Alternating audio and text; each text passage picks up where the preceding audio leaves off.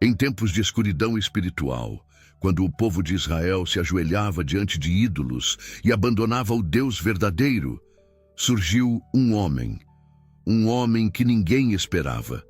Ele não era rei, não era rico, não vestia armadura, mas carregava uma voz que abalaria o céu. Hoje você vai conhecer a história completa do profeta Elias, os desafios que ele enfrentou, os milagres espetaculares que Deus realizou por meio dele e o final surpreendente de sua jornada, que nem a morte conseguiu alcançar.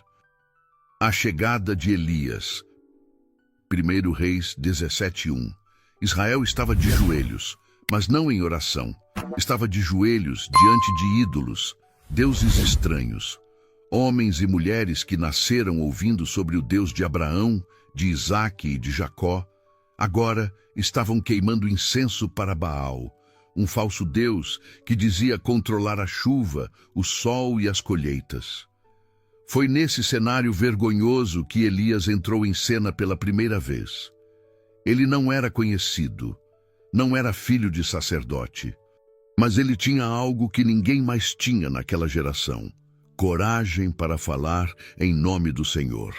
Sem cerimônia, Elias se apresenta diante do rei Acabe, um homem que já havia feito o povo esquecer dos mandamentos de Deus. Acabe estava no trono. Usava vestes luxuosas, cercado de conselheiros, guardas e bajuladores. Mas Elias vinha do campo. Suas roupas eram simples, sua barba era longa e seus olhos firmes como quem sabia exatamente o que estava fazendo ali. Ele não pediu audiência, não se curvou diante do rei. Ele entregou a mensagem direto, como um relâmpago que corta o céu seco. Vive o Senhor, o Deus de Israel, diante de quem estou, que nestes anos não haverá orvalho nem chuva, senão segundo a minha palavra. Um silêncio caiu sobre o salão. Os nobres se entreolharam. O rei franziu o senho. Os guardas apertaram as mãos nas espadas. Quem era esse homem para dizer que o céu se fecharia? Quem ele pensava que era para desafiar a autoridade de um rei?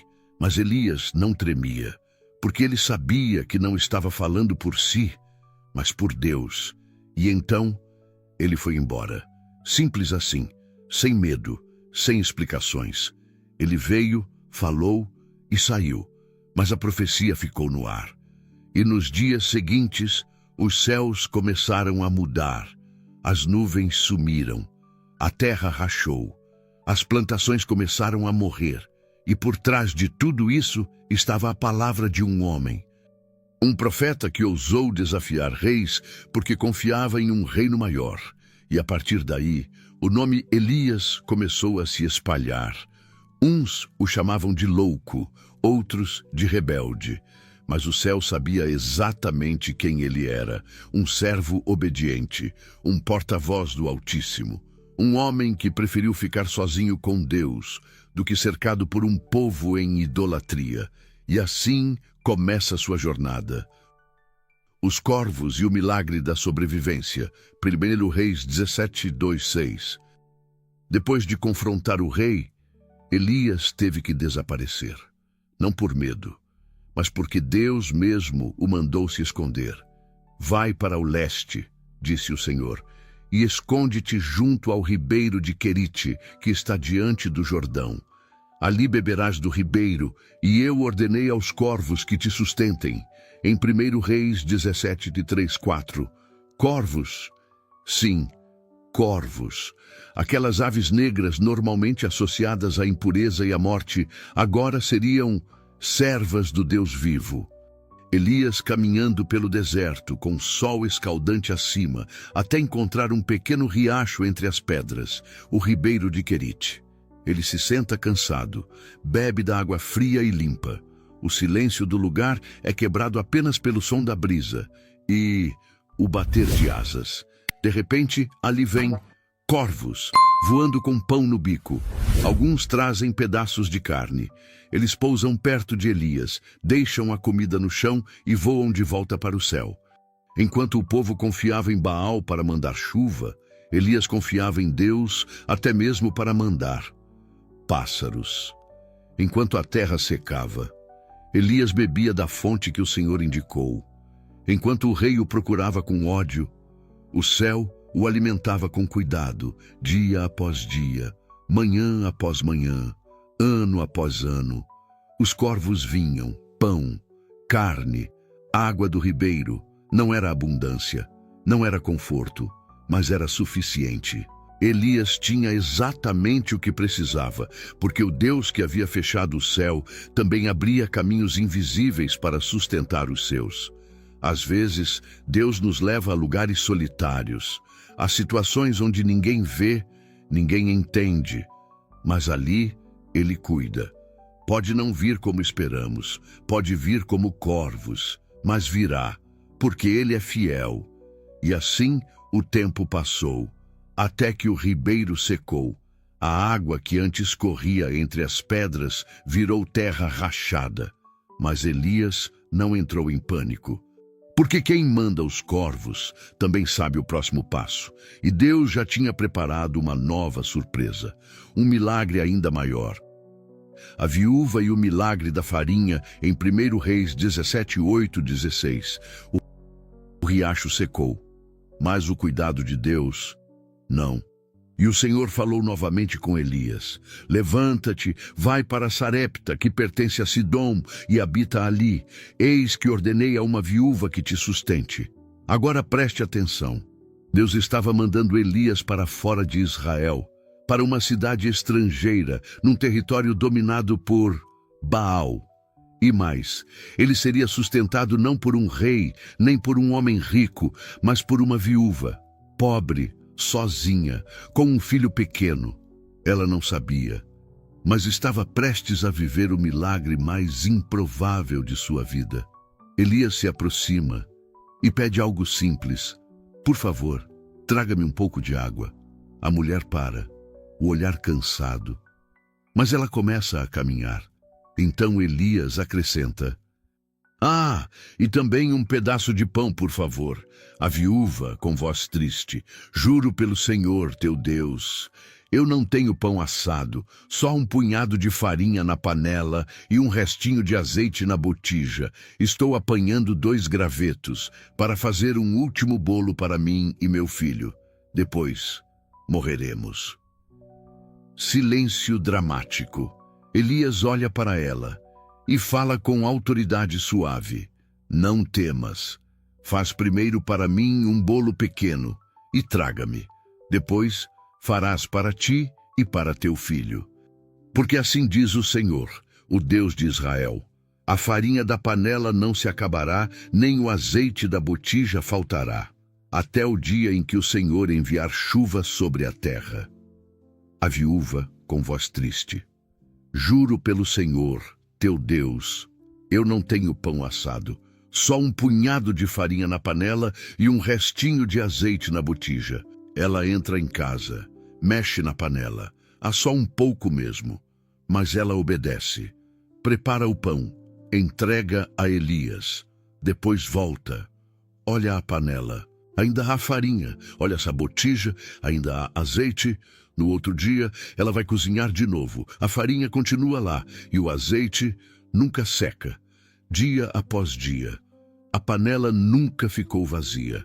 A botija nunca secou, porque Deus não apenas sustenta, Ele multiplica o pouco quando há fé. Às vezes, tudo o que temos é um pouco. Pouca força, pouco ânimo, pouco recurso. Mas o pouco com Deus é o bastante para atravessar uma crise inteira. Porque Ele não precisa de muito, só de um coração disposto a confiar. E assim, Elias permaneceu na casa daquela viúva por muitos dias. Não faltava pão, não faltava azeite, porque a palavra do Senhor nunca falha. O milagre da ressurreição em 1 Reis 17:17-24. O tempo passou. Naquela casa pobre, o impossível havia se tornado rotina. Todos os dias a farinha continuava ali. O azeite nunca falhava. Era como se o céu tivesse mudado de endereço e morasse na cozinha daquela viúva. Elias estava ali, convivendo com aquela mulher e seu filho como hóspede, como profeta. e agora como parte da família. Mas então, de forma inesperada, a tragédia bateu à porta. A criança começa a tossir, depois febre, depois silêncio. A viúva se desespera. O menino está pálido, não respira. Ele morre. Ela corre até Elias, com os olhos cheios de lágrimas, o corpo tremendo. O que eu te fiz, homem de Deus? Vieste aqui só para trazer à tona os meus pecados e matar meu filho? O mesmo Elias que desafiou reis, que orou e fez o céu parar. Agora se cala. Diante da dor, ele não discute. Ele pega o menino nos braços, com delicadeza, sobe até o quarto onde estava hospedado e fecha a porta. Lá dentro só ele, o menino e Deus. Ó Senhor meu Deus, até a esta viúva, com quem estou hospedado, trouxeste tragédia, matando seu filho. Então Elias faz algo ousado. Deita-se 3 vezes sobre o corpo da criança e ora com intensidade. Senhor, meu Deus, rogo-te, faz voltar a vida a este menino. Silêncio. 1 segundo, 2. E de repente, o menino respira. O coração do menino bate outra vez, os olhos se abrem, a vida volta ao seu corpo. Elias sorri, segura o menino nos braços, desce as escadas, ele abre a porta. A mãe corre, ele entrega o filho nos braços dela e diz com simplicidade: vê, teu filho vive. A mulher cai de joelhos. Olha para Elias com os olhos cheios de lágrimas. Agora sei que tu és um homem de Deus e que a palavra do Senhor na tua boca é verdade. Deus não só sustenta, Ele também restaura. Não só multiplica farinha, Ele traz de volta aquilo que parecia perdido.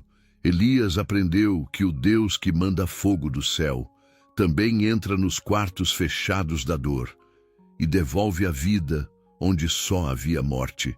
Talvez você já passou por um quarto assim, um tempo de perda, de silêncio. Mas não se esqueça, o mesmo Deus que sustentou Elias também pode te surpreender com a vida onde você já tinha dito acabou. O desafio no Monte Carmelo em 1 Reis 18. 3 anos e meio. Esse foi o tempo em que o céu ficou fechado, sem chuva, sem orvalho. O solo virou poeira, as colheitas secaram, o povo passou fome e o rei desesperado. E então Elias reaparece. Vai e diz ao rei Acabe: Elias está aqui. Obadias teme por sua vida, mas obedece. E quando Acabe finalmente vê Elias, o ódio salta nos olhos do rei. É você, perturbador de Israel? Elias, calmo, firme como sempre, responde: eu não sou o perturbador. Quem trouxe desgraça foi você, por abandonar os mandamentos do Senhor e seguir os Baalins. E então Elias propõe o desafio, um duelo espiritual, um confronto direto entre o Deus de Israel e Baal. Mande reunir todo o povo no Monte Carmelo. Junte os 450 profetas de Baal e os 400 profetas de Azerá. Ali vamos ver quem é Deus de verdade. Do outro, 850 profetas pagãos, vestidos com suas túnicas e colares de ídolos. Elias ergue a voz: até quando vocês vão ficar em cima do muro? Se o Senhor é Deus, sigam-no. Mas se é Baal, então sigam Baal. Silêncio. O povo não responde. Eles tinham medo. Medo de escolher o lado errado. Elias então propõe o teste final. Cada lado vai preparar um sacrifício. Colocaremos lenha, o boi, mas não colocaremos fogo. O Deus que responder com fogo do céu, esse é o verdadeiro Deus. Os profetas de Baal se preparam, constroem seu altar, colocam o animal, começam a orar, gritam, cantam, dançam ao redor do altar. Baal, responde-nos. Nada. O tempo passa. Ao meio-dia, Elias, com ironia santa, provoca: gritem mais alto. Quem sabe Baal está ocupado, talvez dormindo ou viajando. Eles gritam ainda mais, se cortam, o sangue escorre, o altar continua frio, nenhuma resposta. Chegou a vez de Elias. Ele reconstrói o altar do Senhor com 12 pedras, uma para cada tribo de Israel. Coloca a lenha, o sacrifício, e para que ninguém diga que foi truque, manda jogar água sobre tudo, 3 vezes. A água escorre, enche uma valeta ao redor, silêncio absoluto. Elias levanta as mãos, ora com voz firme. Ó Senhor, Deus de Abraão, Isaque e Israel, faz saber hoje que tu és Deus em Israel e que eu sou teu servo. Responde-me, Senhor, para que este povo saiba que tu és o verdadeiro Deus e que estás trazendo o coração deles de volta. Desce em linha reta como uma flecha divina, consome o sacrifício, a lenha, as pedras, a água, tudo. O povo se ajoelha em choque e reverência. O Senhor é Deus, o Senhor é Deus. Naquele dia, Israel se lembrou de quem era o verdadeiro Deus. Elias não fez mágica, não fez espetáculo, ele apenas orou com fé. E o céu respondeu com fogo. E o povo viu que mesmo em meio à apostasia, mesmo cercado por falsos deuses, o Senhor continua sendo o único que responde. Quando tudo parecer perdido, quando você se sentir sozinho contra muitos, lembre-se de Elias. Ele estava sozinho no monte, mas o céu inteiro estava com ele. A ameaça de Jezabel e a fuga de Elias em 1 Reis 19. A vitória no Monte Carmelo tinha sido estrondosa. O povo se ajoelhou. O fogo caiu. Os profetas de Baal foram eliminados. Israel tinha visto com os próprios olhos que só o Senhor é Deus. Mas a guerra ainda não tinha acabado, porque Jezabel, a rainha ímpia, não se curvou. Pelo contrário, ao saber do que Elias tinha feito, ela ficou tomada de fúria e mandou um recado direto ao profeta. Que os deuses me castiguem se até amanhã eu não fizer com Elias o que ele fez com os profetas de Baal. Elias, o homem que enfrentou sozinho 800 profetas, o homem que viu fogo cair do céu, agora tem medo e foge. Ele entra no deserto de Berseba, caminha o dia inteiro, cai debaixo de um arbusto seco e desaba. Elias, em voz baixa, com lágrimas nos olhos: já chega, Senhor, tira a minha vida, eu não sou melhor do que os meus antepassados. Elias estava exausto. Não era apenas o corpo, era a alma, cansado de lutar, cansado de ver a idolatria voltando, cansado de ser perseguido, mesmo fazendo tudo certo.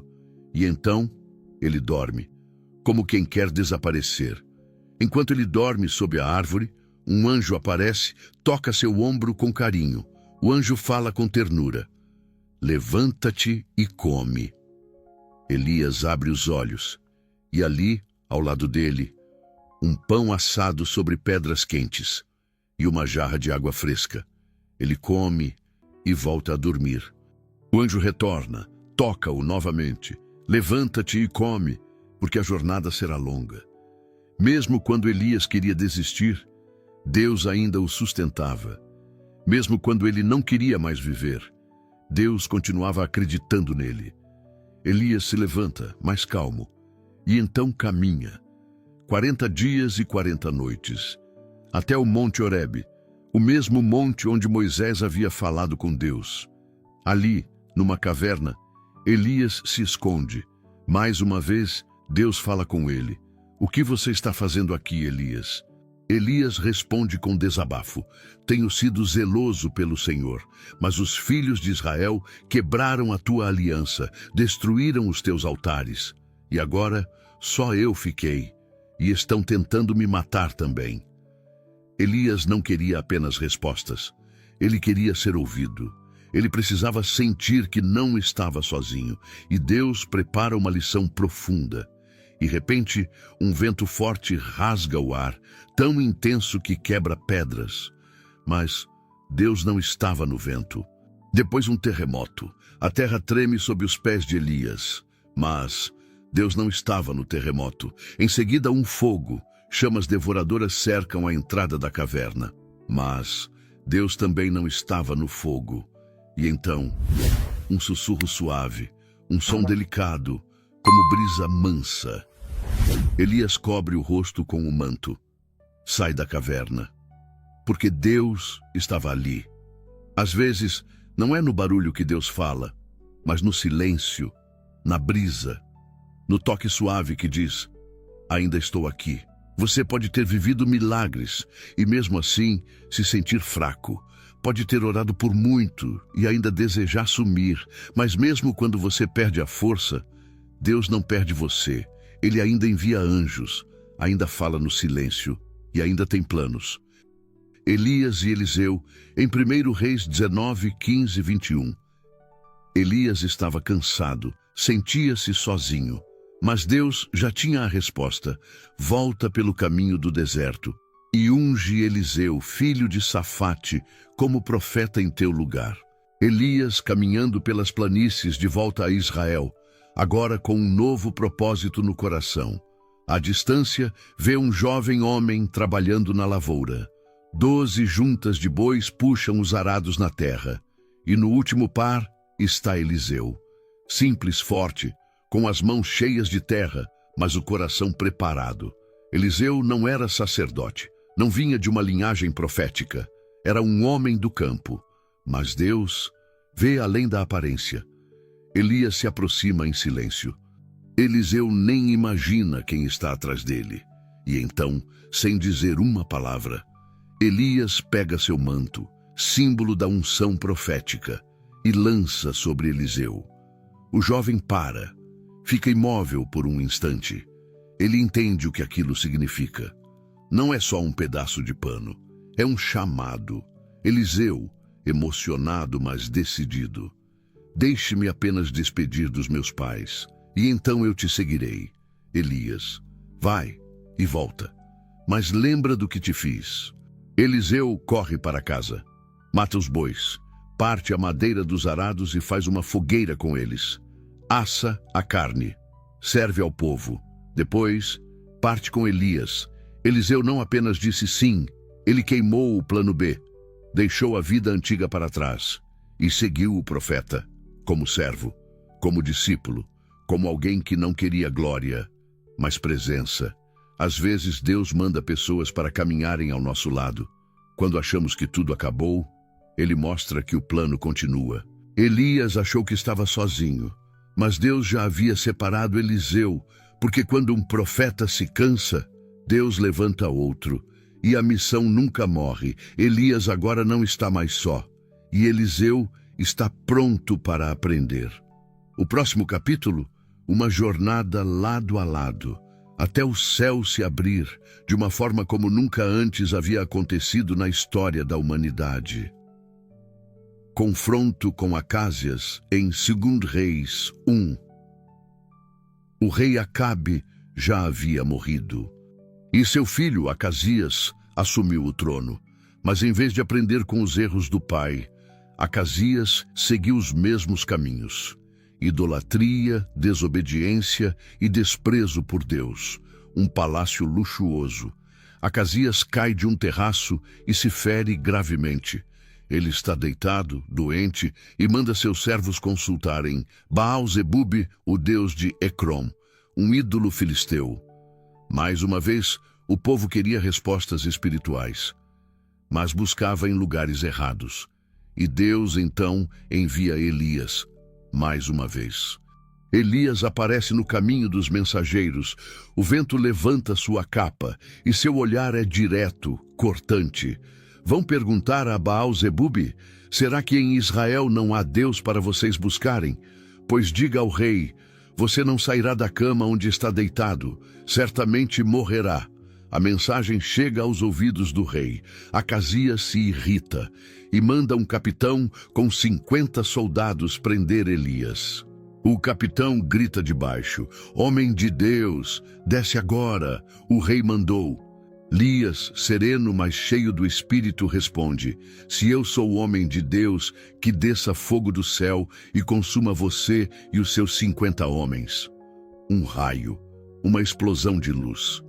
Os soldados caem no chão, totalmente consumidos. Silêncio, poeira, cinzas. Deus não divide sua glória. Ele é amor, mas também é fogo consumidor. Mas Acasias, teimoso, manda outro grupo. O novo capitão repete o mesmo. Homem de Deus, desce depressa. Elias repete a mesma resposta. Mais fogo, mais juízo. Outro grupo destruído. Finalmente, o terceiro capitão é enviado. Mas vem de forma diferente. Ele chega e se ajoelha.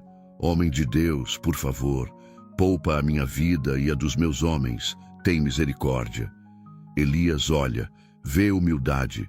Deus fala com ele. Vai com este homem, não temas. E Elias desce. Elias entra diante do rei enfermo e repete a profecia, sem alterar uma vírgula. Visto que você buscou Baal-zebube e não ao Senhor, você morrerá. E assim aconteceu. Acasias morreu. E Elias mais uma vez provou que o céu ainda falava e que Deus não se deixa zombar. Há momentos em que Deus envia fogo para corrigir e outros em que ele espera quebrantamento. A diferença está no coração. O primeiro e o segundo capitão vieram com ordem, o terceiro com reverência. E foi poupado. Deus resiste aos arrogantes, mas dá graça aos humildes. O arrebatamento de Elias em 2 Reis 2, 1, 12. O tempo de Elias na terra estava chegando ao fim, mas ele não iria morrer. Não haveria lamento, nem sepultura, nem despedidas comuns. Deus havia preparado algo diferente, algo eterno. Elias e Eliseu caminham juntos, passam por Gilgal, depois Betel, depois Jericó e, por fim, o rio Jordão. A cada cidade, Elias diz: fica aqui, Eliseu, porque o Senhor me enviou a outro lugar. Mas Eliseu responde firme: tão certo como vive o Senhor, e como tu vives, não te deixarei. Eliseu sabia, algo grande estava prestes a acontecer. Ele não iria perder o último passo de Elias na terra. Ao chegarem ao Jordão, Elias pega seu manto, enrola e toca nas águas. As águas se abrem. Um caminho seco se forma no meio do rio, e os dois atravessam, como Moisés no Mar Vermelho. Do outro lado, Elias olha para Eliseu. Pede o que queres que eu te faça antes que eu seja tomado de ti. Pede o que queres que eu te faça antes que eu seja tomado de ti. Eliseu, sem hesitar, responde: peço-te que haja sobre mim porção dobrada do teu espírito. Elias olha com sabedoria. Pediste coisa difícil, mas se me vires quando eu for tomado de ti, assim se fará. Se não, não. Eles continuam a andar, e de repente o céu se move. Um redemoinho desce do alto. Um carro de fogo com cavalos de fogo vem em direção a eles. A terra treme, a luz explode, o vento gira com poder. Elias é envolvido no fogo celestial e é levado aos céus. Eliseu grita com lágrimas nos olhos: meu pai, carros de Israel e seus cavaleiros. O manto de Elias cai no chão, silencioso, sagrado. Eliseu o pega, coloca sobre os ombros, olha para o céu e sabe, a missão agora é dele. Elias não morreu. Foi levado, num redemoinho de fogo, direto à presença do Deus que ele serviu com fidelidade. Seu corpo não viu a morte, porque sua vida já era do céu, antes mesmo de sair da terra. A vida de Elias nos ensina que quem caminha com Deus até o fim não termina em poeira, que vale a pena ser fiel, mesmo quando todos abandonam, que Deus honra os seus, com pão na fome, fogo na fé e glória no fim. E se você chegou até aqui, é porque também sente Deus te chamando. Então, pegue o manto, levante-se e continue a jornada, porque o mesmo Deus de Elias ainda chama, ainda envia e ainda responde com fogo, a jornada de fogo que continua. E assim termina a jornada de um dos maiores profetas que o mundo já conheceu, Elias, um homem que enfrentou reis, que desafiou falsos deuses, que orou e parou o céu, que viveu milagres e também crises profundas. Um homem que não se escondeu da verdade, mas também não escondeu seu coração de Deus nos dias de fraqueza. Um homem que não apenas viu o fogo cair do céu, mas foi levado por esse fogo para a eternidade. E a grande lição é essa: não importa o deserto que você enfrenta ou o monte que você precisa subir, se Deus estiver contigo, até o impossível se torna caminho. Elias era homem semelhante a nós, sujeito às mesmas paixões. Em Tiago 5,17. Ele teve medo, teve cansaço, teve dúvidas, mas nunca deixou de obedecer. E por isso sua história atravessou séculos e chegou até você agora. Se essa história tocou seu coração, escreva nos comentários: "O Deus de Elias é o meu Deus." Isso mostra que você chegou até o final e que está disposto a caminhar com fé, assim como ele. Se esse vídeo te abençoou, deixa o seu like, compartilha com alguém que está precisando ouvir essa mensagem. E se ainda não é inscrito no canal, inscreva-se agora, porque aqui você vai continuar ouvindo histórias que transformam, baseadas na palavra de Deus. E lembre-se, Elias já foi levado, mas o Deus de Elias ainda está aqui, chamando, sustentando, falando e respondendo com fogo.